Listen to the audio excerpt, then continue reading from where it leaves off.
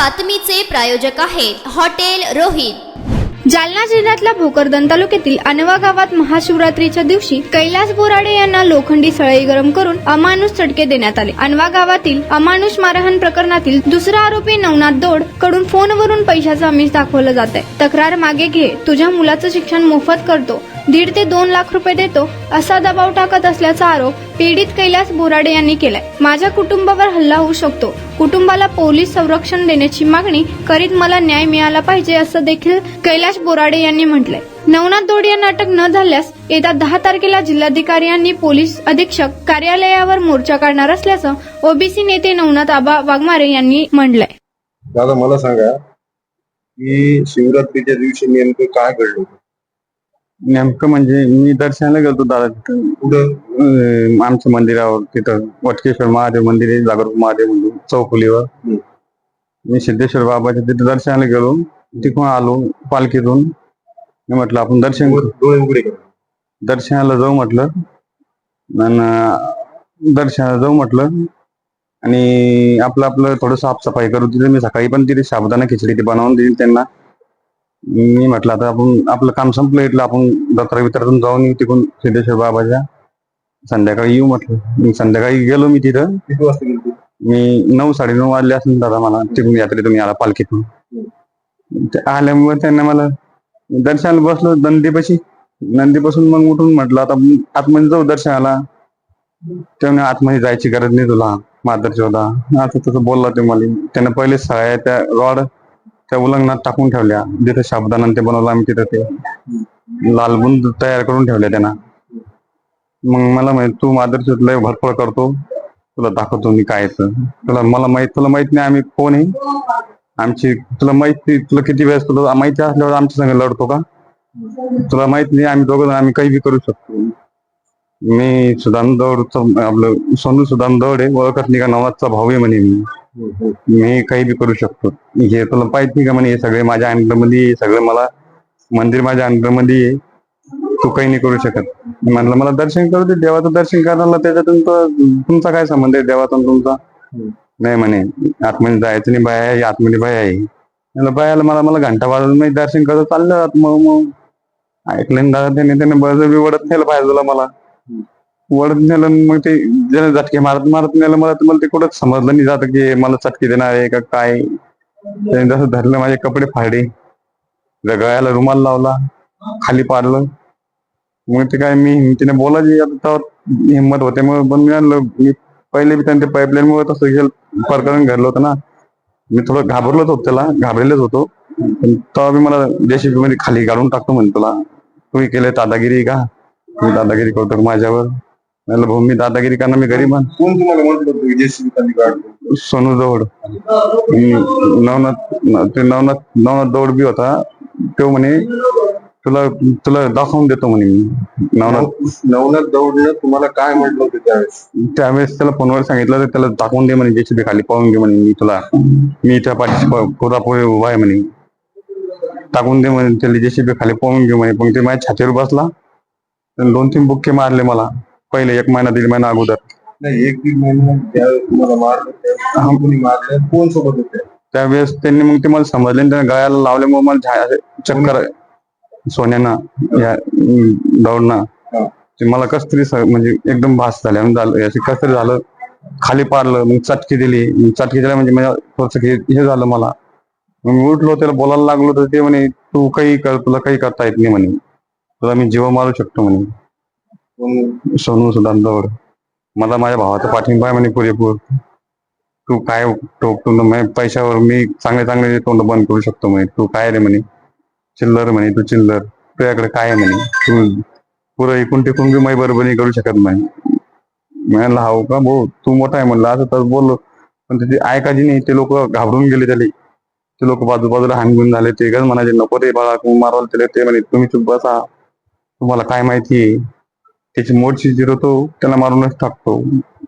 ते मी पाहून घेईन, मा भाऊ पाहून घेईन, नवनाथ दौड मा भाऊ आहे, मी त्याला याला बी पाहून घेईन।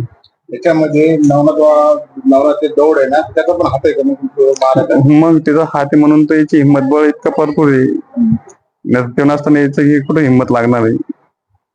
त्याचा हात आहे म्हणून तर जमतं ते, नाही मग कसं काय जमणार आहे त्याला. तुमच्या सोबत जे लोक उभा होते त्यांनी तुम्हाला वाचवायचा प्रयत्नच नाही केला. केलता त्यांनी दादा, पण ते ऐकत नव्हता. ह्यो आहे ना, ह्यो ऐकत नव्हता. ह्यो म्हणे तुम्ही चुप बसा, तुम्हाला काय माहिती.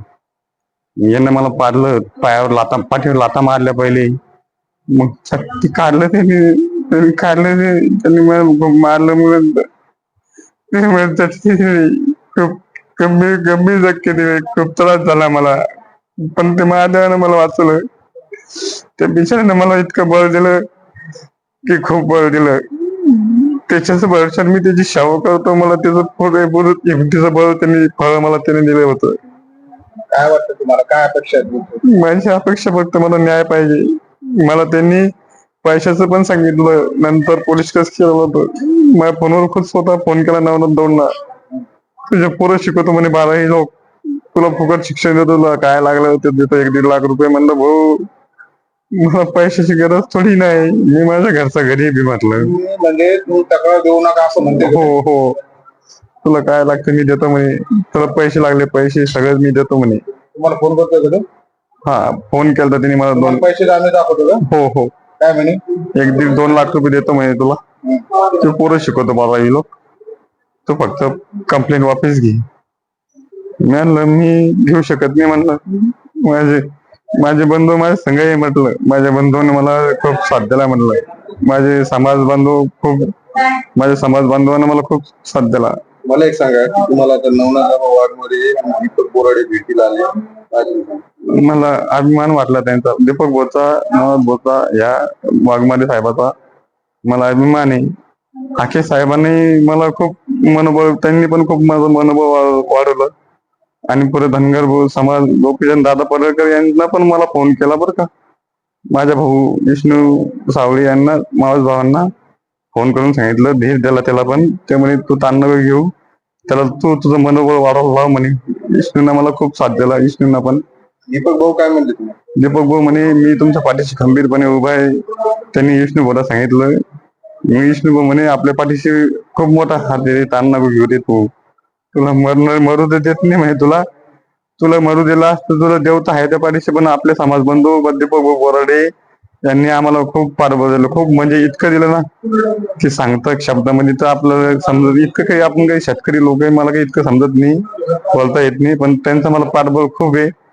त्यांच्यामुळेच मी आज इथं जिवंत आहे, नाही तर त्यांनी मला दुसऱ्या दिवशी परत मारलं असतं. आणवा गावातील अतिशय गरीब कुटुंबातील अगदी छोट्याशा पात्र्याच्या शेडमध्ये राहणारा कैलास बोराडे, जे धनगर समाजातील, मेंढपाळ समाजातील छोटा आणि गरीब कार्यकर्ता, ज्याच्या अगदी महाशिवरात्रीच्या दिवशी ज्या गावातील गावगुंड नवनाथ दौड आणि त्याचा भाऊ भागवत उर्फ सोन्या दौड यांनी अतिशय निर्दयीपणे, म्हणजे राक्षसी प्रवृत्तीला शोभल असं कृत्य करून कुठेतरी अगदी म्हणजे गरम करून रॉड अगदी लाल बुंद करून लोखंडी रॉडने, लोखंडीच्या सळाईने अगदी 30-35 ठिकाणी शरीराला चटके देण्याचं काम केलं, ज्यामध्ये खोलवर ते घाव गेलेत. अगदी तो कैलास बोराडे अगदी वेदनेनं विवळत आहे. परंतु अद्याप त्या मतदारसंघाचा आमदार संतोष दानवे याला अधिकाऱ्यांना धमक्या द्यायला वेळ आहे, त्याला अधिकाऱ्यांना कार्यकर्ते पाठवून मारहाण करायला वेळ आहे, त्याला अधिकाऱ्यांना दबाव टाकून हे म्हणजे मागं घेण्यासाठी दबाव टाकण्याला वेळ आहे. परंतु त्या मतदारसंघामध्ये ज्यांच्या बापापासून, ज्यांच्या वडिलापासून यांना खासदारकी दिली, आमदारकी दिली, यांना मंत्रिपद त्या मतदारसंघातून मिळालं, त्यांना या कैलास बोराडे यांना भेटायला वेळ नाही. खरं तर यांना लाज वाटली पाहिजे. हे एका जातीवादी असणारे ही कुटुंबीय आहे. आणि कल्याण काळे सुद्धा खासदार असून तिथे भेटायला आले नाही. आज तर कल्याण काळेंनी कहरच केलाय. कल्याण काळेंनी कुठेतरी जालन्यामध्ये काँग्रेसच्या मोर्चामध्ये ते बॅनर, कार्यकर्त्यांचा अवमान करण्याचं काम केलं, बॅनर हिसकावून घेण्याचं काम केलं. म्हणजे ह्या लोकप्रतिनिधींना सत्ता आल्याच्या नंतर सत्तेतून मस्ती येते, कारण सत्तेतून त्याला पैसा मिळतो आणि पैशाची मस्ती ते लवकरच दाखवण्याचं काम करतात. यांना कल्याण काळे सारख्या माणसाला पक्षाचं काही घेणं देणं नाही. पक्ष वाढला काय, मोडला काय, त्याच्याशी काय घेणं देणं नाही. सत्ता मिळाली, कार्यकर्त्यांचा अवमान करायचा आणि लोकसभेतील क्षेत्रातील कुठलेही प्रश्न सभागृहात मांडायचे नाही. आणि लोकसभेमध्ये लोकांवर एवढा अन्याय होत असताना कल्याण काळे कुठं तोंड लपवून बसलेत हे आपल्याला पाहायला सुद्धा मिळाले नाहीत. आज जालन्यामध्ये गेलेले असताना सुद्धा त्यांनी त्या बोराडे कुटुंबियाला भेटायला जायला पाहिजे होतं. परंतु अद्याप गेलेले नाहीत. रावसाहेब पाटील दानवे सुद्धा कुठं हरवलेत ते सुद्धा आपल्याला शोधावं लागतील. तुमच्या प्रसार माध्यमांनी त्यांना शोधून घेतलं पाहिजे, त्यांना बोलतं केलं पाहिजे आणि कैलास बोराडे यांना न्याय देण्यासाठी त्यांना समोर आणलं पाहिजे. खरं तर कैलास बोराडे यांच्यावर जो अमानुष अत्याचार झालाय याला महाराष्ट्रात नाही देशात सुद्धा असा अत्याचार झालेला नाही. यापूर्वी फक्त छत्रपती संभाजी महाराजांना असे चटके देण्याचं काम झालं होतं, त्यानंतर आता कैलास बोराडे यांना चटके देण्याचं काम झालंय. त्यांना न्याय मिळाला पाहिजे आणि सकल समाजाने त्याच्या पाठीशी उभा राहण्याचं काम केलं पाहिजे. नवनाथ दौडनं कैलास बोराडेंना पैशाचं आम्ही दिला तर मुलं शिक्षण करतो तक्रार मागे घ्या असं म्हटलं तरी मी आता कैलास बोराडे यांना भेटलो त्यावेळेस बोलताना त्यांनी तेच सांगितलं की बाबा मला नवनाथ दौडचे अद्याप फोन येतात आणि दबाव टाकून एकतर तू तक्रार मागे घे, तुला पैसे देतो, तुझ्या मुलाचं शिक्षण आमच्या संस्थेमध्ये मोफत करतो, परंतु तू जर तक्रार नाही घेतली, तुला आम्ही पैसे देऊन जरी तू तक्रार मागे नाही घेतली तर तक्रार येणाऱ्या काळात तुला आमच्या गावात राहायचंय, तुला आम्ही जगून देणार नाही, तुझ्या कुटुंबाला आम्ही वावरून देणार नाही, त्यामुळे तुला हे परवडणार नाही. तक्रार मागे घेण्याचं काम कर, अन्यथा येणाऱ्या काळात तुला परवडणार नाही अशी धमकी वजा नवनाथ दौड यांनी केलं. त्यामुळे नवनाथ दौड सारख्या गावगुंडाचा माजी जिल्हा परिषद सदस्य सावकार असणारा नवनाथ दौड यांच्या तात्काळ मुसक्या आवळण्याचं काम गृह विभागाने केलं पाहिजे. नाहीतर ह्या बोराडे कुटुंबियावर पुन्हा हल्ला झाल्याशिवाय राहणार नाही, बोराडे कुटुंबियांना पुन्हा मारहाण झाल्याशिवाय राहणार नाही आणि याला सर्वस्वी जबाबदार गृह विभाग आणि नवनाथ दौड राहील. गृह विभागाने तात्काळ नवनाथ दौडच्या मुसक्या आवळल्या पाहिजे आणि ज्या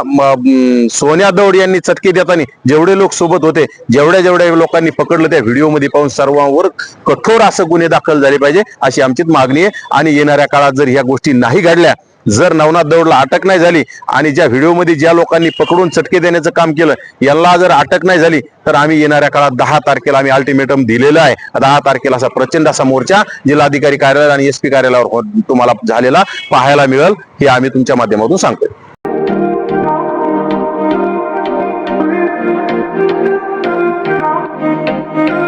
सोलापुरात व्हेज नॉन व्हेज जेवण मिळण्याचं एकमेव ठिकाण हॉटेल रोहित. चवीला टेस्ट हॉटेल रोहितचे जेवण बेस्ट. बर्थडे पार्टी, कार्यक्रम, विविध पार्टींचे ऑर्डर्स ही स्वीकारले जातील. ग्राहकांसाठी खास पार्सलची सोय. आमचा पत्ता हॉटेल रोहित, 7 रस्ता अपोजिट कारीगर पेट्रोल पंप, सोलापूर.